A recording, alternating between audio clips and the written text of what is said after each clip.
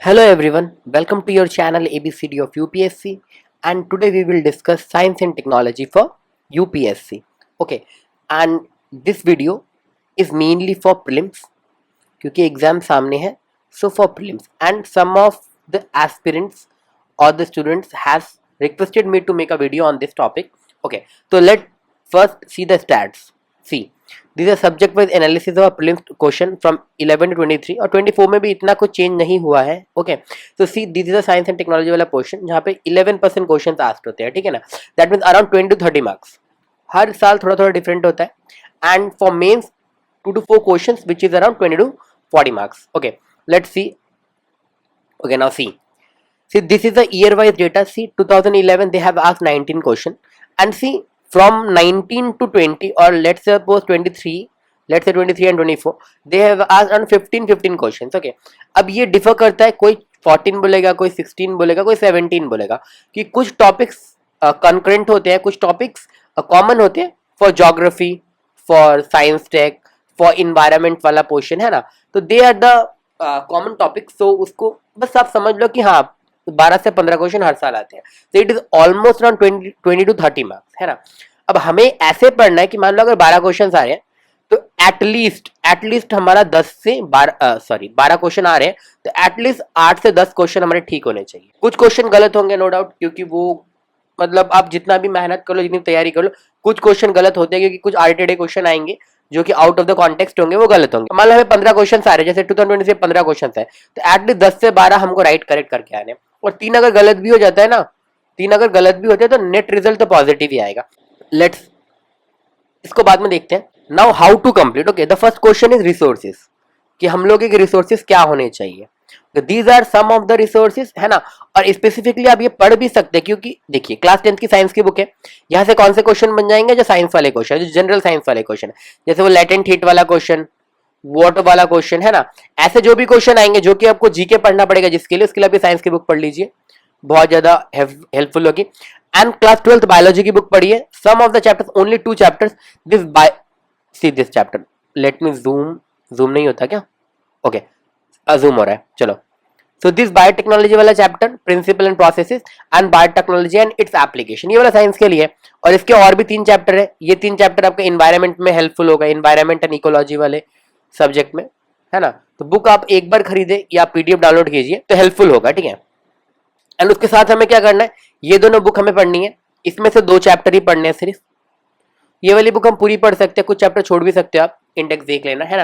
और any science and take current affairs magazine, PT 365 को refer कर सकते हो आप. तो it's a good material, PT 365 को रेफर कर सकते हैं. And the most important thing PYQs. The most important thing is PYQ. ये आपको करना ही है. आप अगर इसको कर रहे हैं, इसको कर रहे हैं, इसको और इसको कर रहे हैं है ना, तो उसमें से सबसे जरूरी ये है, क्योंकि आप ये जितना भी पढ़ लो, ये वाला पोर्शन, ये वाला पोर्शन और इसको, अगर आपने पीवाईक्यू नहीं देखा ना तो आपको समझ में नहीं आएगी क्वेश्चन कैसे आते हैं. तो ये एक तरीका है कि ये सारी बुक्स पढ़ना, ये करना है ना. और जो मैंने किया था वो मैं आपको लास्ट में बताता हूँ. और एक और तरीका है, ज्वाइन एनी कोर्स, वो फ्री हो या पेड हो, ऑफ योर चॉइस. किसी भी कोर्स को ज्वाइन कर लो है ना. फिर वो जो भी टीचर होंगे वहां पर, जो भी टीचर होंगे वो आपको सारा करवा देंगे है ना. अब एक और बात, कोर्स ज्वाइन करने से पहले अगर यूट्यूब का कोई कोर्स है, अगर आप देख रहे हो तो देख लेना कि उस कोर्स में फिर आपको वो H2O बनाना सिखा रहे हो है ना. मैंने बहुत सारे कोर्सेज देखे जहाँ पे वो बेसिक साइंस पढ़ा रहे हैं, जो कि यूपीएससी की डिमांड नहीं है. वो आपको H2O पढ़ा रहे हैं, नाइट्रिक एसिड पढ़ा रहे हैं, सल्फ्यूरिक एसिड पढ़ा रहे हैं, जो कभी आता नहीं है एग्जाम में है ना. वो आपको कुछ भी पढ़ा रहे हैं. जैसे एक कोर्स मैंने देखा था, उसमें वो लोग 11th की फिजिक्स पढ़ा रहे हैं, ऑप्टिक्स वगैरह. जरूरत नहीं है, वो सब वाले कोर्स ज्वाइन मत करना. पेड करो या फ्री करो, पर देखकर अच्छा वाला कोर्स ज्वाइन कर लेना अगर आप करना चाहते हो. Otherwise these are the books. और एक तरीका और है जिससे कि आप most of the question attempt कर पाएंगे. मोस्ट ऑफ द मैंने बताया ना, वो 10 से 12 क्वेश्चन अटेम्प्ट कर पाएंगे. ये तरीका मैं आपको बताता हूँ, जैसे मैंने किया था. ठीक है, let me show you. Okay, तो ये इस तरीके में क्या है, आइडेंटिफाई योर टॉपिक्स है ना. अब ये टॉपिक कैसे आइडेंटिफाई करोगे, your source will be PYQ. PYQ में जो भी टॉपिक्स आए हुए हैं उसको आइडेंटिफाई करो. अब ये आइडेंटिफाई करने के लिए क्या है ना, आपको बहुत मेहनत करनी पड़ेगी. मतलब पीवाईक्यू को अच्छे से एनालाइज करना पड़ेगा कि क्वेश्चन आते कहाँ से है ना. Then make a list of them. Around 25 से 30 टॉपिक्स आपको ऐसे मिलेंगे पूरे, ये एक क्वेश्चन पेपर का नहीं बता रहा, अगर 2011 से करना शुरू करो 24 तक ना, तो हार्डली 25 से 30 टॉपिक आपको मिलेंगे, ओनली 25 to 30 टॉपिक्स। उसकी एक लिस्ट बनाओ, उसके ऊपर रिसर्च करो। रिसर्च कैसे करोगे? यूज बुक्स, जो बुक्स मैंने आपको दी, या PD365, और डू अ गूगल रिसर्च। बस क्या लिखना, मतलब कोई भी टॉपिक आप, जैसे आप पढ़ रहे हो, मान लो mRNA वैक्सीन, आप पढ़ रहे हो mRNA वैक्सीन, mRNA वैक्सीन, बस इसके लास्ट में लिख देना यूपीएससी। देन देखना जो रिजल्ट आएगा, कोई भी एक वेबसाइट में जाना, उसको अच्छे से पढ़ लेना, है ना। एंड देन इतना करने के बाद हैव अ शॉर्ट नोट। आपने रिसर्च किया, कुछ आपको जानने को मिला, उसके शॉर्ट नोट्स बना लो अपनी कॉपी में। आपके नोट्स भी ज्यादा नहीं होना चाहिए, अगर 25 कॉपी है, 25 टॉपिक्स है, तो एटलीस्ट 50 पेजेस के नोट्स होने चाहिए, और less than 50 pages, okay 40-45 pages के नोट्स होने चाहिए, है ना। अब आइडेंटिफाई कैसे करना, let me tell you some of the topics. हाँ, some of the topics, not all the topics, some of the topics, ठीक है। okay, so see how I identify topics, okay, so let me write some of the topics, मैं आपके लिए लिखता हूँ, ठीक है ना। जैसे कि wait 1 minute, okay, see this one, हाँ, इसको आप स्क्रीनशॉट लेकर रख लो अपने पास। ओके, सी बायोटेक्नोलॉजी वाला पोर्शन 2 क्वेश्चन आए, हेल्थ वाला पोर्शन 2 क्वेश्चन, डिजीज में कोई क्वेश्चन आया नहीं, कभी कभी आता है, कभी कभी। देखो इंफॉर्मेशन में 4 क्वेश्चन, यानी इंटू 2 8 मार्क्स, है ना, तो ये इंपॉर्टेंट हो गया, ठीक है ना।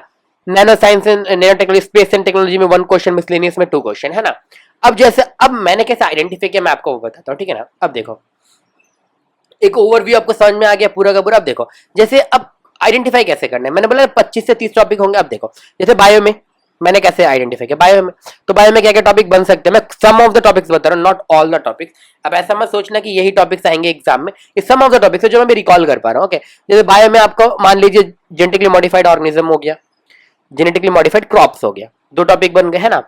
जेनेटिक इंजीनियरिंग हो गया, sorry genetic TIC engineering, genetic engineering हो गया, है ना। अगर जेनेटिक इंजीनियरिंग पढ़ेंगे तो मॉलिक्यूलर सीजर पढ़ लेंगे, ट्रांसक्रिप्टोम पढ़ लेंगे, ये सारे वर्ड्स, है ना। मैंने कोई साइंस एंड टेक्नोलॉजी में पढ़ाई नहीं की है, okay, these are the words जो मैंने बार बार PYQ कर करके निकाले हैं, और उसके ऊपर रिसर्च किया, शॉर्ट नोट्स बनाए हैं। एंड ये टॉपिक्स हो गए। अब और भी 2-4 टॉपिक्स होंगे। स्पेस का पकड़ लो, स्पेस में स्पेशली इसरो क्या कर रहा है, नासा क्या कर रहा है, ये देख लो, है ना। जैसे अभी डार्ट मिशन के बारे में हो गया, डार्ट मिशन, और भी चंद्रयान 3 वगैरह हो गया, हबल जेम्स वेब टेलीस्कोप वगैरह। देखो दीज आर द टॉपिक्स। सबसे इंपॉर्टेंट है इंफॉर्मेशन एंड टेक। अब देखो यहाँ पे कितने टॉपिक बनते हैं, मैं कितना रिकॉल कर पा रहा हूँ, देखो, ठीक है। इसमें भी फिर वो बैंकिंग रिलेटेड टॉपिक्स, जैसे भी क्रिप्टो हो गया आपका, है ना। अब देखो इसमें देखो इन्फो एंड टेक में मैं टॉपिक डालता हूँ, मेटावर्स हो गया, ऑलरेडी 2024 में आया, देखा मैंने कैसे रिकॉल कर लिया। मेटावर्स हो गया, AI हो गया, VR virtual reality, AR augmented reality. उसके बाद एक टॉपिक जैसे अभी अभी ये देखना, ये LLM, ये देखना इस साल एग्जाम में आ जाएगा, लार्ज लैंग्वेज मॉड्यूल, इसके ऊपर बहुत चर्चा हो रही है।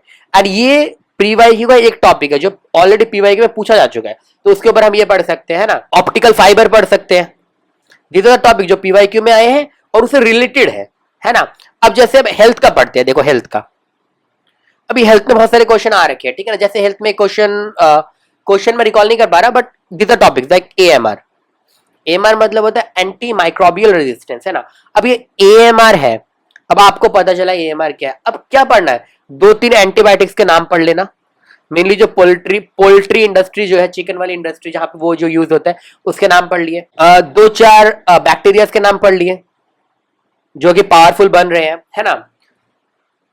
डिजीज में आप पढ़ लोगे, पोलियो पढ़ लोगे, TB, मेनली इसके बारे पढ़ना क्या, पोलियो में कौन कौन सी कंट्रीज में अभी पोलियो है, WHO ने कब पोलियो वैक्सीनेशन शुरू किया, है ना, कौन सी वैक्सीन लगती है, TB का उपचार कैसे होता है, दिस थिंग्स। हाँ, और ले लीजिए आर्टिफिशियल कलर। अब देखिए मैंने बोला आर्टिफिशियल कलर, अभी रैंडम में आर्टिफिशियल कलर आपको बोल नहीं रहा, ठीक है ना। क्यों मैं बोल रहा हूँ, ऑलरेडी एक क्वेश्चन आ चुका है 2011 में और 13 में, आर्टिफिशियल स्वीटनर के बारे में, तो कलर क्यों नहीं पूछेंगे। कलर के ऊपर ऑलरेडी केरला, कर्नाटका, है ना, बैन चल रहा था, ऑलरेडी बहुत सारी यूरोपियन कंट्रीज ने बैन कर दिया, इंडिया में अभी भी चल रहा है, इसको रिलेटेड बहुत सारी डिजीज आ रही है। तो ये देखो दीज आर द टॉपिक जो मैंने आइडेंटिफाई किए, है ना। अभी गिन के 10-12 टॉपिक्स में, ऐसे आपको 25-30 टॉपिक आइडेंटिफाई करने हैं और उसके ऊपर शॉर्ट नोट्स बनना है। मैंने इन सबके शॉर्ट नोट बना के रखे, है ना, तो इन सबके शॉर्ट नोट बनाना, उसी को पढ़ना है। और फिर आपको देखना है कि जो भी पीवाईक्यू में क्वेश्चन है वो आपके बन रहे हैं कि नहीं, वो सॉल्व हो रहे हैं कि नहीं, है ना। बस ये आपको करना है। या तो आप ऐसा कुछ करो, ये मेहनत करो, मैं तो बोलूंगा ये वाला आइडेंटिफाई वाली मेहनत करो, खुद आइडेंटिफाई करो और खुद ही शॉर्ट नोट बना लो, सबसे बढ़िया है। या फिर कोई पेड कोर्स ज्वाइन कर लो या फ्री कोर्स ज्वाइन कर लो। और ये बुक्स तो आपको पढ़नी है, दीज आर द बेसिक्स, ये सबको पता होना चाहिए। साइंस देखो, मैगजीन आपको पढ़नी है किसी भी हालत में, है ना, क्योंकि वो करंट का मटेरियल है।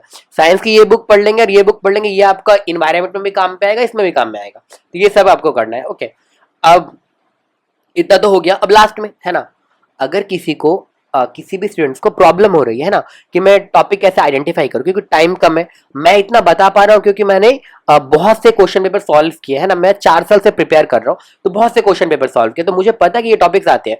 बट जो फ्रेशर है उसको नहीं भी पता हो सकता है ना। सो आपको क्या करना, अगर आपको टॉपिक आइडेंटिफाई करने में प्रॉब्लम हो रही है, जस्ट कमेंट में और टॉपिक भी बता दीजिए, तो I will try to make a video, एक वीडियो में जिसमें सिर्फ टॉपिक ही बताऊंगा मैं कि ये टॉपिक है और इसके अंदर करंट में आप ये पढ़ सकते हो। स्टैटिक में तो पढ़ना ही है आपको, जो टॉपिक है उसका रिसर्च करना है, और करंट में कुछ अगर रिलेटेड चल रहा है उसके जैसा या उसके रिजेंबलेंस में है तो मैं वो भी आपको बता दूंगा। अगर आपको ऐसा वीडियो चाहिए तो please let me know in the comment box, मैं बना दूंगा। Okay, thank you for watching. जय भारत, जय हिंद।